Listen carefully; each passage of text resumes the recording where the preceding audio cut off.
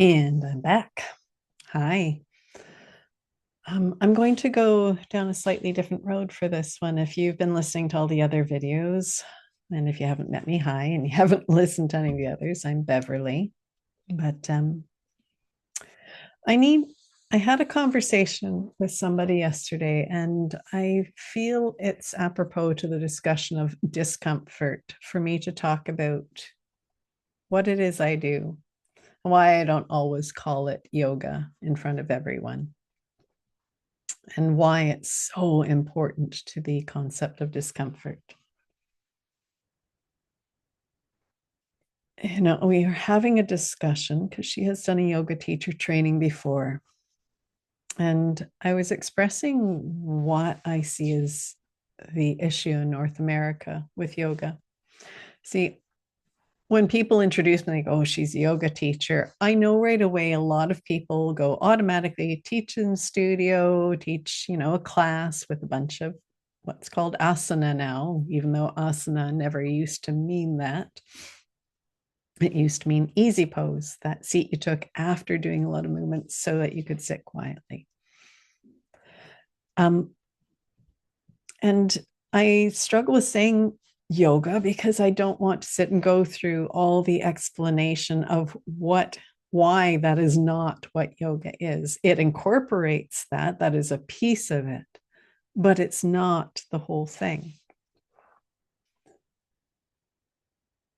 And part of it's because I also add so much to how I teach, what I do when I am teaching yoga. I incorporate a lot of very natural, wild movement. I incorporate anything I see as beneficial and helpful to the human form, to that human experience, to allowing people to get out of stress, get out of pain, to shift themselves forward in life. This could be the craniosacral therapy I do. It could be tremoring. It could be so many things. It could just be getting out for a walk in nature. And this is because yoga is about that connection to everything. Yoga, yoke. It is yoking. It is bringing together, reconnecting us to everything that we are of.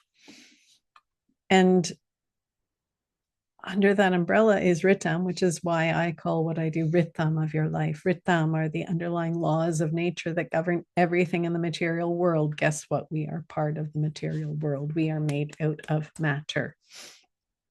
So, what I share can be misconstrued, it can be hard to imagine, which is how I prefer it. But it also needs to be brought up, I think. And yesterday was the first time I had that moment of, right, I do need to really talk about this. You see, the yoga that the West practices in most studios hasn't been around that long. There's a teacher, a guru named Krishnamacharya, who was born in the late 1800s. And when he taught, he was teaching the Mysore Palace. And guess what? The British Army was there.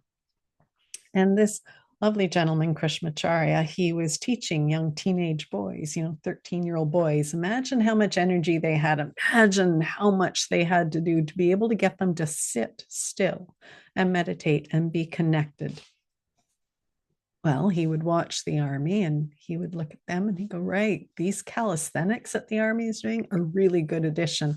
So he combined the calisthenics into these poses that were known, into the breath work, into the yums, niyams, all the parts of yoga. And then what would happen was that anyone who came and studied with him, especially if they were from the West, said, well, this is what it is. And they would take it back with them, whatever amount of time they studied with him, and they would bring that to the West and name it something, Iyengar yoga, Ashtanga, whatever it was, they would name it. And this kept occurring. And nobody seemed to get the irony that whoever studied with him for whatever 10 years was coming back with a different style of yoga, because Krishnamacharya was changing as he aged, as he got older, as he was working with different people. He would change to suit his nature, his environment, the environment of those around him. And I think we're at that stage right now because, again, we brand things, we name them, and then we have this ability in the West to go, well, this is what it is, and it has to be this. And we get so stuck. Remember, I've been talking about stress and working outside of our comfort zones, but we get so stuck in this thing that it's like, nope, how they taught it is exactly how it has to be taught. Are there underlying philosophies that stand true in every year, in every moment? Absolutely. But the physical aspect, we keep learning about. In fact, the more we learn, the more we go back, far, far back to what Ayurveda and all the Vedic libraries understood about the human form. And now we have all these practices that we can add in. Some of the practices are built on old ancient practices. Others are new things that we're looking at. Honestly, there's nothing new that's ever been created in the world as far as our thoughts and ideas and how we try to move. It's just how each of us forms them. So, how I teach, I realize, doesn't need to be named because I want it to be ever changing. All the things I incorporate are part of yoga because it's part of our nature, part of the best ways of nature. And I might find out in 5 years that there's even better ways of doing that. So I will incorporate that and add it in. We need to stop trying to form everything into a box and then keep it there. There's a necessity to ever changing possibility that we need to allow ourselves. I allow it. And it took me a long time to allow it. And this is part of why I'm bringing this up because there's a discomfort of, I've been in studios where people have walked in from certain practices I won't name who have said, well, you can't do it and you're not doing this and you're not wearing this and you should have this or you shouldn't play this music, you should play that music or you shouldn't play any music. And everyone is so busy trying to police the thing and define it and own it and say it's my brand. Look at, I'm sorry, Bikram. I'm going to copyright. No, how do you copyright poses and heat? It's insane. So I am taking everything. I will always take everything and I'm going to look at the person or the people in front of me and go, what is it that will best serve your nature today, your nature tomorrow, your nature of that matches with what the world is going through right now. That is yoga.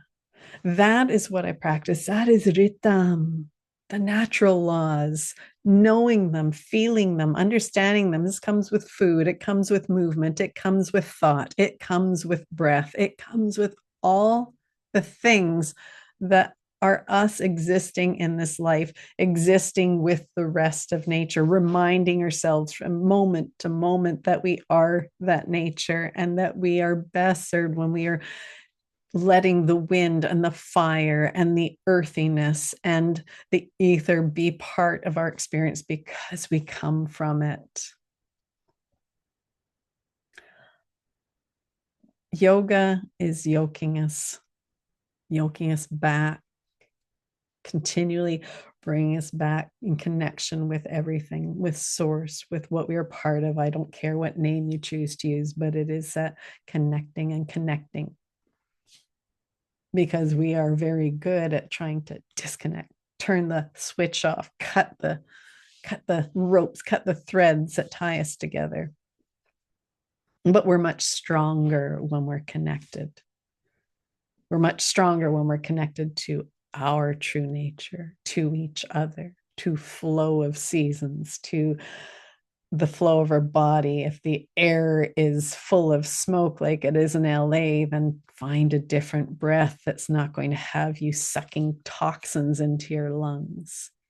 Do a different movement. Find a different practice until the day that is gorgeous and sunny and beautiful and you can be out breathing in that air. Maybe it's going for a walk. Maybe it's sitting quiet. Get out of trying to brand things, define things, and own all of life because we can't. We are life. It's not owned. It is just our inherent God-given gift These bodies that we exist in have been gifted us. They've been designed beautifully. Get to know that design. Get to be your own expert at what practice you need to follow today. You can work with somebody like me, you can work with those, but don't give up on you. Don't forget to listen to you. And if you don't know how, learn how to listen to you and get out of whatever box you've been stuck in, because you are not the shape of a box. You are this incredible shape that cannot be boxed. Take care for now. I've got to run because I've been doing this for a bit, and I will have these posted tonight for you. Please do reach out, check in. Let me know if you want to work with me. Let me know if you have a question. Let me know if you are trying to find somewhere where you live that works for you, and I'll see if I know somebody. Okay? But live. It's time.